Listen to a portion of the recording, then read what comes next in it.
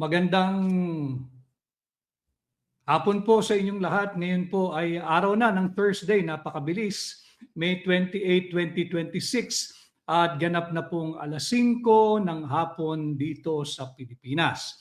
Kaya yung ating mga kababayan, Luzon, Visayas at Mindanao, magandang hapon po sa inyong lahat. Ganon din sa ating mga rinerespeto, ginagalang at kinikilalang mga overseas Filipino workers at Filipino migrants. Sa lahat ng Pilipino, saan man po kayong bahagi ng mundo, isang magandang araw po sa inyo at syempre ang ating palaki ng palaki na samahan ng Team Replay. Magandang araw po sa inyong lahat. Nasaan man po kayo, ano man po ang inyong ginagawa, sana po ay pahintulutan ninyo ang inyong lingkod, si Attorney Vic Rodriguez, na samahan kayo ngayong mga oras na ito na may pamagat, Executive Power Grab. Executive Power Grab, ano ba yung Executive Power Grab? Kung ano po yung nakikita ninyo na nagaganap ngayon sa ating pamahalaan, yung ginagawa ng kasalukuyang administrasyon, yan po'y malinaw, klaro. Malinaw yan, klaro yan, isang executive power grab. Ano ang executive power grab? Ito po'y nagaganap kapag kayong leader o namumuno sa executive branch. In our case, in our system of government, ang namumuno sa executive branch ay ang presidente o ang pangulo. And in our case now, unfortunately, si Bongbong Marcos. So ang executive power grab, it happens or it occurs when the leader of the executive branch unilaterally bypasses, weakens, or eliminate yung institutional or constitutional checks and balances. Dahil nga ho, di ba yung sa ating sistema ng pamahalaan ay meron tayong tatlong branches of government. Yung executive, yung judiciary at yung legislative. Not necessarily in that order, but they're supposed to be co-equal branch. Independent yung tatlong yan, co-equal. Walang mataas, walang mas mababa. Pantay-pantay sila. At yan po yung sistema dapat na pinaiiral, may checks and balances. Kanya lamang, nakikita natin na dito sa kasalukuyang administrasyon, malinaw, klaro, merong ginagawa at ipinapatupad na executive power grab. So yan po yung nangyayari sa atin. Nakikita natin, nasasaksihan natin, dilat ang ating mga mata, ang inyong kamulatan, yun naman ang layunin natin, ay nakikita natin na yung leader ng executive branch, and again, in our system of government, bagamat tatlong branches, co-equal, separate, and independent, ang executive branch ay pinamumunuan ng Pangulo. At ang Pangulo natin ngayon, unfortunately, ay si Bongbong Marcos. At ang kanyang ginagawa, nakikita naman natin, there is a concerted and conscious effort to unilaterally bypass or weaken or eliminate the institutional and constitutional system of checks and balances. Ano? Para lamang, anong layunin? To consolidate authority or consolidate power sa kanya, sa executive department. Sadyang papahinain o sadyang pinahihina yung dalawa pang branches of government, yung lehislatura at yung hudikatura. But in our case today, yung executive power grab, nakita naman natin kung anong ginagawa sa Senado. Talagang yinuyurakan yung mga propaganda arm ng kasalukuyang administrasyon, talagang umuusok yung kanilang mga write-up, PR job, talagang dinidiscredit ang ating kasalukuyang Senado. Ito yung nagsimula nung nagkaroon ng palitan ng liderato diyan sa Senado. Yung mayorya ay pinamumunuan na ngayon nung ating isinasalarawan at sana'y magkatotoo yung Patriot 13, no? Yung makabansang 13. At sana sa 13 yan ay kahit sila ay under attack, ay wala sanang maghuhudas diyan sa 13. At itong executive power grab, it usually involves the ruling by the administration by undermining the constitutional guardrails. By undermining the democratic guardrails, talagang binabasag at pinahihinang sadya yung mga institusyon at sinasagasaan yung diwa at garantiya at itinatakda ng ating saligang batas. At yun nga ho, ito makikita natin na yung kanilang pagtatangka o yung kanilang ginagawa to seize power, consolidate, or increase the authority and control in the executive branch by using undemocratic, opportunistic, and exploitative means or method. Nakita natin yan. Talagang sinasagasaan ng saligang batas. Nakita rin natin yung naging epekto nitong executive power grab. Sa lahat po ng antas ng ating lipunan, negatibo at bangkarote ang trust at approval rating ni Bongbong Marcos. Bakit?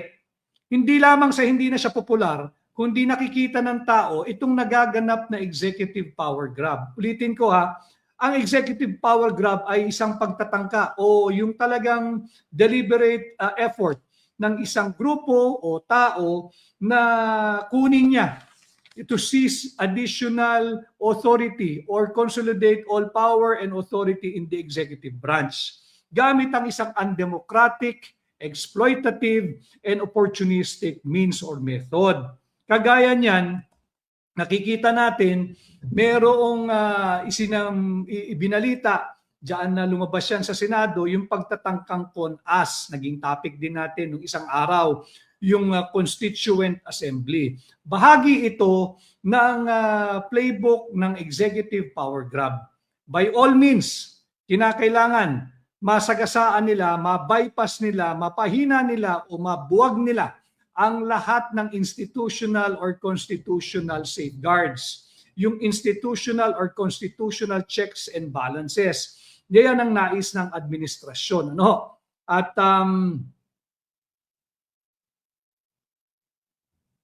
si Marlene Joy, maraming salamat sa iyo, Marlene Joy.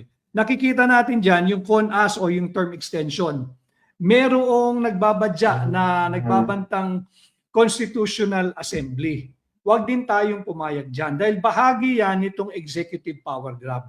Pag hinayaan natin ito, hindi na bababa sa poder. Itong si Bongbong Marcos, ang kanyang pamilya, ang kanyang angkan, yung Marcos Romualdez. Huwag nating pahintulutan yan. Hindi naman tayo tau-tauhan at hindi tayo nabubuhay sa isang malamonarkiya na sila ay hari at hayaan na lang nating maghari-harian.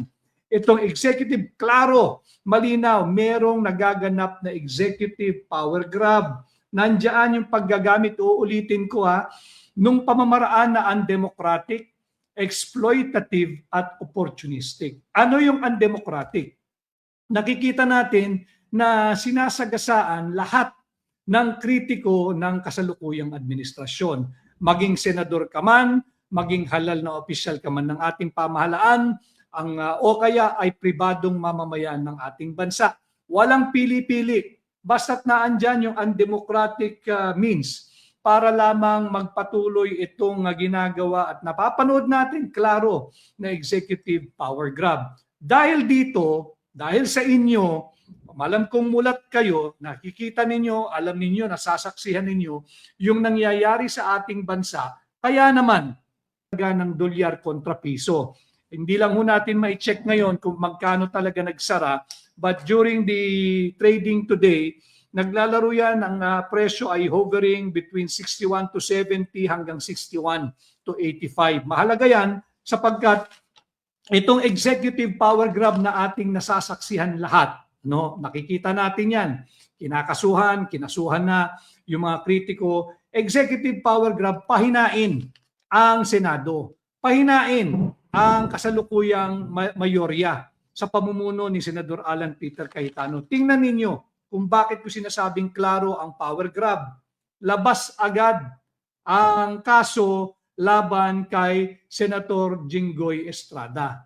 No, labas agad ang kaso laban kay Senator Jinggoy Estrada. At kanina'y kinamusta ko siya. At siyempre malungkot yung tao, si Senador Estrada, at nagpasalamat at tayo nagpahatid personal na mensahe sa kanya na maging matatag. Ano ang implikasyon nung paglabas ng kasong plunder laban kay Senador Jinggoy Estrada? And I think ngayong hapon ay naraffle na ito sa Sandigan Bayan, mukhang napunta sa second division ng Sandigan Bayan. Apparently from an informant, nandoon daw sa second division ng Sandigan Bayan. Subalit malinaw din ang sinabi ni Senator Jinggoy Estrada. Maisog na kanyang sinabi, so be it. Kung kinasuhan siya ng plunder, so be it. Kung lalabas ang warrant of arrest laban sa kanya, so be it. Kung ang recommendation ay no bail or no bail recommended, so be it. Mga kababayan, suportahan natin yung ating 13 senador, yung Patriot. Sana yung 13 maging matibay kayo. One thing that I can tell you, yung ating Patriot 13, one thing that I can tell you, one thing that I can assure you, yung sentimiento at suporta ng pamamayang Pilipino ay nasa inyo. Wala doon sa minorya. Malinaw yan. Sana ay maging makatotohanan din yung hiling o yung wishful o yung hope na ipinalabas ni Senadora Camille Villar na sana ay walang maghuhudas sa 13. Ano? So klaro yung power grab. Lumabas agad yung rekomendasyon na kasuhan si Senador Jinggoy Estrada ng plunder. And chances are yung plunder non-bailable. Non-bailable. Subalit, sabi nga ni Senador Jinggoy Estrada, ibinabahagi ko sa inyo mga kababayan, kinamusta ko siya kanina, nagmensaya ko ng mensahe ng suporta at pakikisa sa kanya, sa kanyang paninindigan. And in fact, I told him, whatever little help that I can extend to you, let me know. Do not hesitate. At basta't kaya ko, tutulong ako. At sinabi naman at maging matapang, maisog ang naging pahayag ni Senator Jinggoy Estrada na they will exhaust all legal remedies. Tama naman. Diba? Dahil siya'y naniniwala, walang kaso laban sa kanya. Ito'y bahagi ng executive power grab. Sadyang pahihinain, sadyang ibabypass, sadyang lulusawin ang independence ng Senado. Huwag na natin pag-usapan yung mababang kapulungan. Iilan lang naman talaga ang mga naninindigan dyan. Iilan lang naman talaga ang katulad nating tunay na oposisyon. Tunay na lumalaban sa bangkarote at korap na administrasyong ating nakikita at napapanood ngayon araw-araw. May kasama din tayo, tama yung kanyang sinasabi, yung executive power grab is nothing but political harassment, political persecution, political oppression. Sabi rin ni Aicog Labda, pero si Tambaluslos libre pa. Tatalakayin natin yan, Aicog. Klaro ang power grab. Again, it is an attempt by a person, a group, or the executive branch of the government that we have today under Bongbong Marcos to seize and control and consolidate authority sa kanila gamit ang undemocratic, exploitative, at opportunistic na pamamaraan. Case in point, labas agad ang kaso ni Senador Jinggoy Estrada. Sino ang kasunod? Kasunod na ba si Dante Marcoleta, si Senador Dante Marcoleta? Isusunod ba si Senador Joel Villanueva? Isusunod ba si Senador Chis Escudero? At kasama rin ba si Senador Mark Villar? Nakikita natin yung pattern.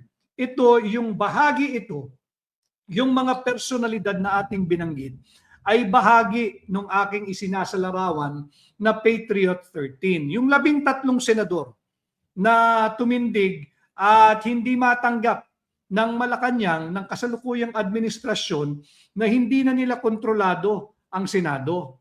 Nagulat sila na itong pagpapalit ng liderato, dapat nating suportahan itong kasalukuyang mayorya ng Senado sapagkat alam ninyo itong kasalukuyang liderato ng Senado, wala itong kumpas mula sa Malacanang. Hindi ito mga tao ng Malacanang. Sa ngayon, at least for now, nakakatiyak tayo dyan, nakakasiguro tayo dyan. Ayaw ng Malacanang yan. Bakit?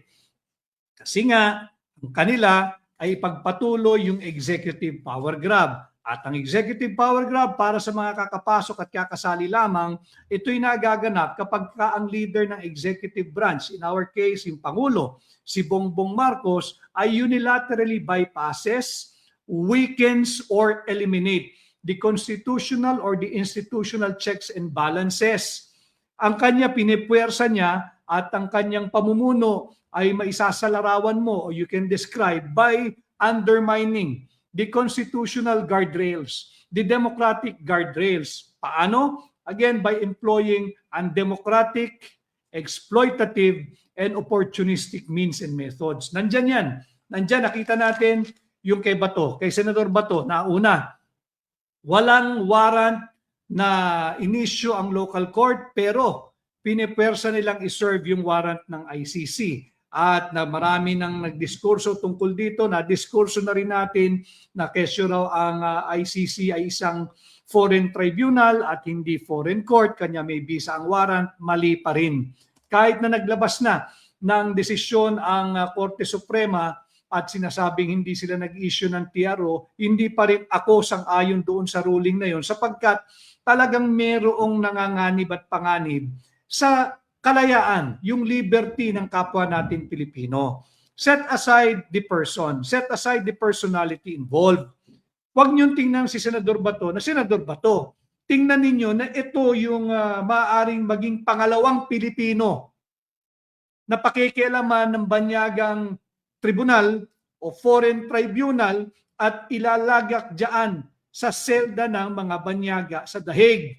Huwag natin itong pahintulutan at dapat naman, marapat naman, nag-issue sana ng TRO ang Korte Suprema dahil masyadong naging judicially evasive yung naging ruling, if I may critic it, yung naging ruling dyan sa pag-deny ng TRO. Wala daw kasalukuyang danger o peligro na nagaganap kung bakit dapat sila mag-issue ng TRO, being an extraordinary writ at gagamitin mo lamang in extremely necessary case or cases. Itong banta, yung pangingialam ng banyagang tribunal kagaya ng ICC, hindi pa ba malinaw na bantayan sa kapwa natin Pilipino? Hindi pa ba pag-asulto yan? Hindi pa ba ito assault on our sovereignty? Hindi ba yan pagtapak, pagyurak, pambababoy sa ating saligang batas? And I agree, again, with the dissenting opinion of two justices, si Justice Hernando at si Justice Ami Javier Lazaro. Ami Lazaro Javier, sorry, lagi ko nagpapalit. Si Justice Ami, yung kanyang desisyon na talagang linalabag nito yung malinaw na ipinag-uutos ng ating saligang batas na dapat dumaan sa local court process, local judicial process, yung pag-i-issue ng warrant. So, sinimulan kay Bato, sinigundahan itong paglabas ng kaso agad-agad laban kay Jinggoy Estrada, sinong kasunod na arestuhin? Senador Dante Marcoleta? Sinong kasunod? Si Senador Joel Villanueva? Sino pang kasunod? Si Senador Chis Escudero? At kasali rin ba si Senador Mark Villar? Ito yung dapat nating bantayan. Kanya, suportahan natin yung ating Patriot 13 sa Senado para naman hindi sila mahinaan ng loob. But again, ulitin ko lang yung naging pahayag. Naging matapang, naging maisog na pahayag ni Senador Jinggoy Estrada na yung kanyang kasong plunder, naranin niya, at malamang baka bukas or sa Lunes ilalabas na ang kanyang warrant. Ang sabi niya, so be it. But he will exhaust together with his legal team all legal avenues, all legal remedies para mapatunayan na hindi dapat siya masampahan ng kasong plunder at mabigyan at mabiyaan sana ng positibong aksyon ng Sandigan Bayan at bigyan siya ng bail o piyansa bilang kanyang karapatan dahil hindi pa naman siya convicted at meron siyang presumption of innocence. Malinaw dito. Ngayon, inuna yung pagpapahina sa ating Senado, pag-atake sa ating mga senador. Tanong, nasaan na yung kaso laban kay Martin Romualdez? Ito dapat yung pinupuna din nating lahat. Nasaan na yung kaso laban kay Martin Romualdez? Nasaan na yung kaso laban kay Traigib Olaybar? Babalik-balikan natin ito sapagkat naging masyadong selective prosecution na ito eh. In fact, it's no longer a selective, it's no longer a matter of criminal prosecution. Hindi na ito issue ng accountability. Malinaw dito, executive power grab. Malinaw dito, political persecution. Malinaw itong political oppression. Malinaw itong panggigipit sa mga senador, panggigipit sa Senado, at panggigipit sa lahat ng kritiko na pumupuna dito sa undemocratic, exploitative, and opportunistic way of governance and public administration, if you may call it public administration, na ginagawa ng kasalukuyang administrasyon.